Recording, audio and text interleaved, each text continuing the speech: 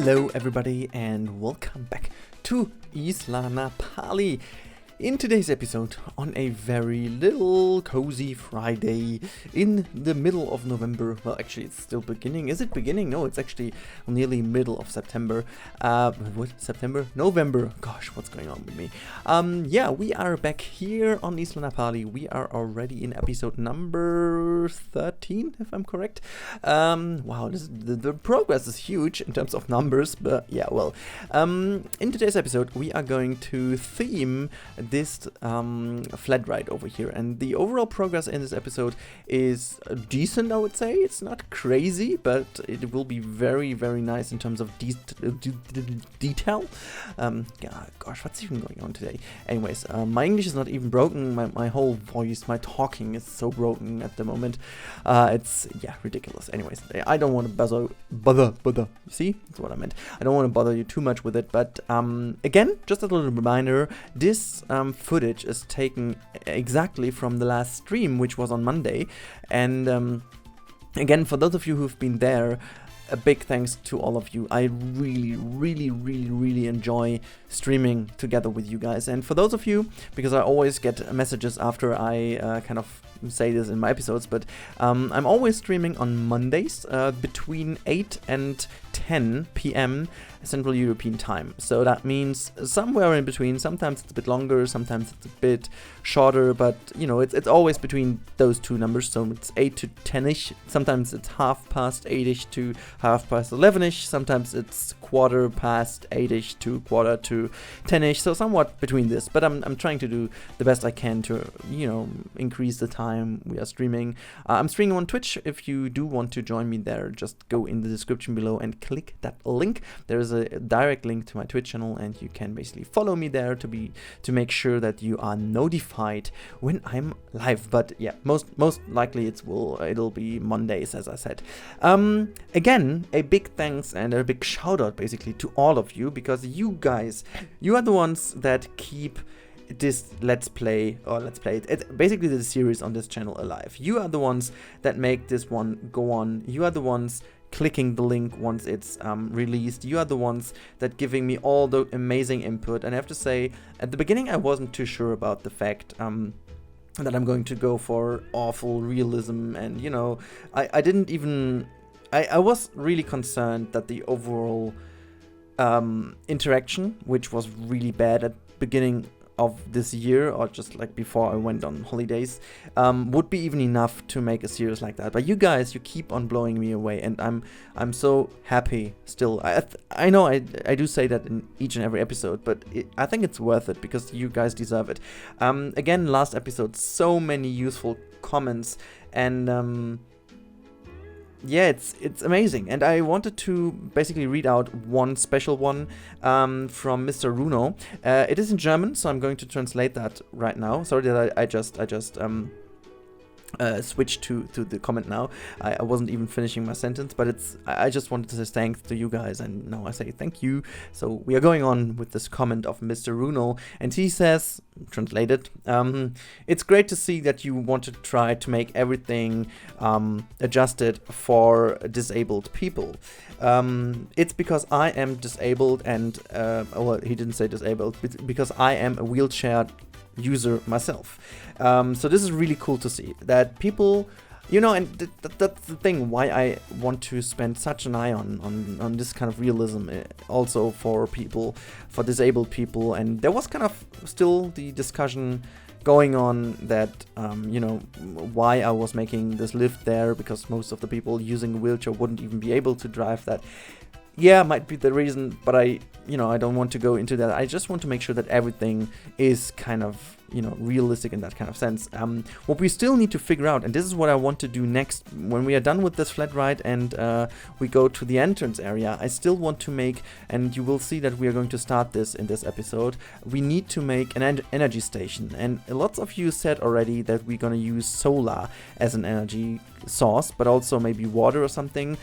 So it would be time now for you guys to give me some input on energy supply. I have no idea how much energy we would need for a flat ride or for a coaster? Honestly, I have no idea. So if you guys have any insights, any infos about that, please make sure to drop that down in the comments below, because I want to make this also in terms of how much we need to produce and how much energy we would consume. I want to kind of make this realistic in a way, but I have no freaking idea how much energy a, let's say, genuine kind of Rocktopus flat ride would consume. I have no idea at all. So if you guys have knowledge of this, please let me know. Anyways, there was one more comment I wanted to read that out, and I asked you guys for slogans, and I didn't forget about that. There was one slogan I wanted to read out because I really love this one. Where is that?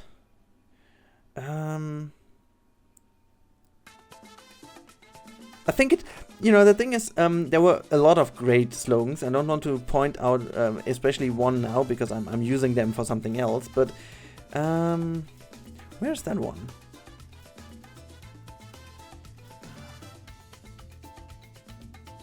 I am a bit confused. Where is it? Oh, there we go. I especially like this one, and this is Isla Napali, the perfect end to your cruise.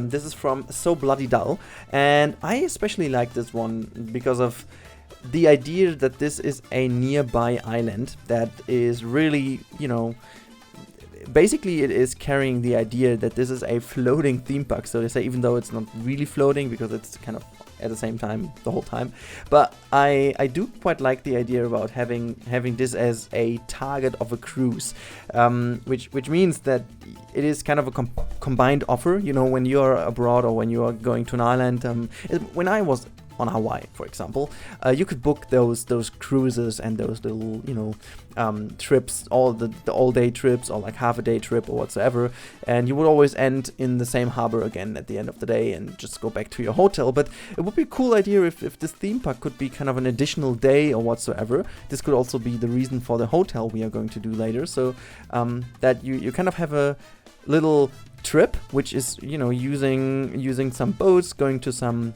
I don't know, snorkel spots, and going to explore some shores and stuff, and then in the end of the day they are just joining the island, and at the day after they are going to have a wonderful day on Isla Napali in the theme park before they go back on the evening. So that would be a perfect end to the cruise. I love the idea. I kind of love the idea to the story of the island. But anyways, talking about story, I want to talk about this ride especially because Mass Bun was it last time, and Mike Sheets also. They were complaining that there was like missing the backstory to the coaster. So we have done this backstory already, and now it's about you guys. What about the backstory of Rocktopus? So I was thinking about how and why was this ride moved into this position. So as we discussed in last episode, this special flat ride is a very old flat ride, one of the first ones installed in the park, but it was relocated because it has been on a different spot on the island. So I'm not quite sure in which spot it has been. If you guys have an idea where it could have been first, let me know. But for the moment, I'm not too sure about whether it was on the left-hand side or right-hand side of the park, but I would guess it would be on the left-hand side because that's the older area of the park. That's like the first area of the park. But the cool thing about this Rocktopus ride is that it really carried the idea of the backstory of the island, so that kind of, having some octopus around the island, maybe as a trademark animal, which is not entirely correct, because if I remember correctly, there aren't that many octopuses. I, tried to pronounce that, not to. Anyways, not enough of those were around Hawaii to really call them a suitable animal.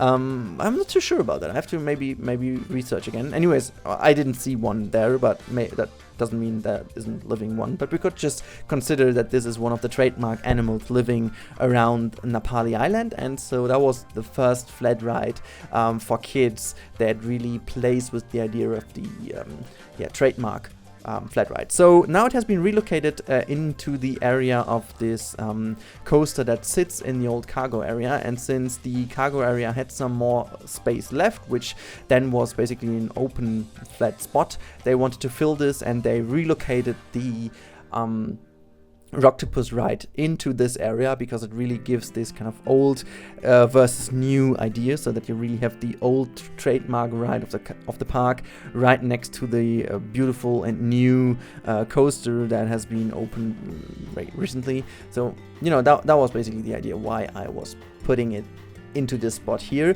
and now it's up to you what could be in in the spot where the Rocktopus ride has been before. I was wondering if there would be a new flat ride, maybe. I don't know. Maybe somewhere in the future we're getting a new flat ride in Planet Coaster, so we could put this in. I would so much love to have a motion simulator there. But yeah, at the moment we don't have a motion simulator in the game. This is why, well, I can't make it. But anyways, that's the basic idea about it, and this is why I made it the way I made it. Does this make sense to you guys? Do you think this could be a working backstory? I don't know if that could be, but this is what I came up with. And now we are about to talk about the energy supply. And as you can see here, I am struggling with those, how's that called? Electricity poles? Kind of energy poles? No, how do I call electricity poles, I guess?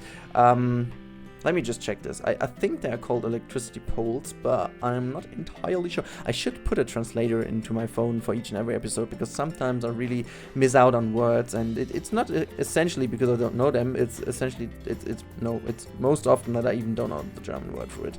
I'm just I'm just dumb. That's the reason. Damn it. There we go. Yes, my phone already knows what I want to say. It is a power pole or utility pole or electricity pylon or a hydro pole or a hydro tower or a electricity pylon. Well, whatever this is, I want to call this a power pole then, or a utility pole. I think a power pole is nicer. It's Austin Power Pole. No, it's a power pole. And as you can see, I was struggling to make this with the in-game pieces. I think this is one of the first things I'm going to replace with the Theme Maker's Toolkit, which, by the way, on the... Oops, I hit my microphone. Oh, it's long ago that I recently hit my microphone, right? I kind of forgot to enter this little trademark of my episodes into this, but yeah, anyways, yeah, as you can see, I was trying to deal with all these little pieces in the game, and it's always the same struggle, and I hope that we are going to fix this. The first thing we are going to fix with the Theme Maker's Toolkit is the lack of small pieces. I'm so frustrated always when I'm trying to build in size. It is always so frustrating. I mean, just look at the size of this kind of air conditioning. It's just ridiculously big. It's like a huge air conditioning, and it's essentially it's just as big as it could be for the biggest air condition you would see is basically a small version of this one. It's crazy. But anyhow, the game, at least the game kind of sticks to its own art style and continues to build on that size, which I think is a good choice. I think it would have been a bit problematic if at one point they decided to go a little bit smaller. I think it wouldn't have fit together that well, so I'm quite happy that they at least stick to one style, and they are doing this completely great. I mean, like the art style of Planet Coasters, one thing which is amazing. We can discuss about the lack of consistency in sets, but the overall art style and how they kind of deliver this is just amazing, and I'm not tired of saying that, because it's really true.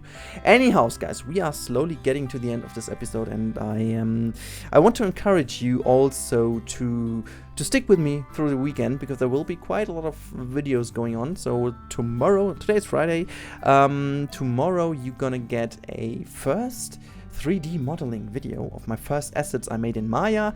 Don't expect too much. It will be basically just the first episode to kick that all off, where we talk about what I'm going to do, and you guys can also request pieces, which I'm perhaps going to model in the future, but I will really need your input, so I'm hoping that you guys jump over and help me there.